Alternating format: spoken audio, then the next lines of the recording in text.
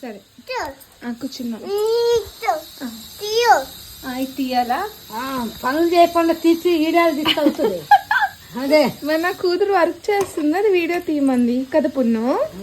వర్కలు చేస్తుంది కూతురు. అదా అదా నువ్వు కూడా టేస్ట్ చేసినది పున్ను, టేస్ట్ చేయి. చిన్నది కాదు చిన్నది చిన్నది. ఏయ్ ఉప్పు ఉందా, కారం ఉందా, కారం లేదా, బాగుందా నీకు ఈ టేస్ట్? ఓకేనా చెప్పు, ఓకేనా? నేను కూడా టేస్ట్ చేయనా? ఓకే. పెద్ద మనిషి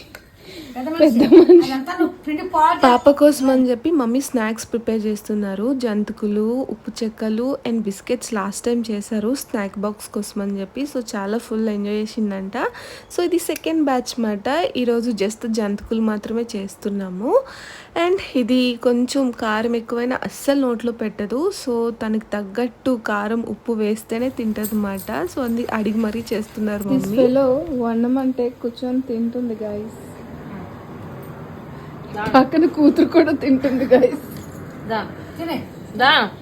లేకుండా గ్యాప్ లేకుండా తినేస్తుంది, తింటుంది. ఫైనలీ కుకింగ్ అయితే అయిపోయింది. ఈసారి నేను ఎలాంటి హెల్ప్ కూడా చేయలేదు. పాపం అక్క మమ్మీయే చేసుకున్నారు అన్నమాట. మన పని ఓన్లీ వీడియో తీయడమే. అండ్ ఫైనలీ జంతికలు చాలా మంచిగా వచ్చుండే. కొంచెం ఎక్కువ క్వాంటిటీనే చేశారు కానీ ఈజీగా అయిపోతాయి, బికాస్ మేము కూడా తింటాం కాబట్టి. So that's it.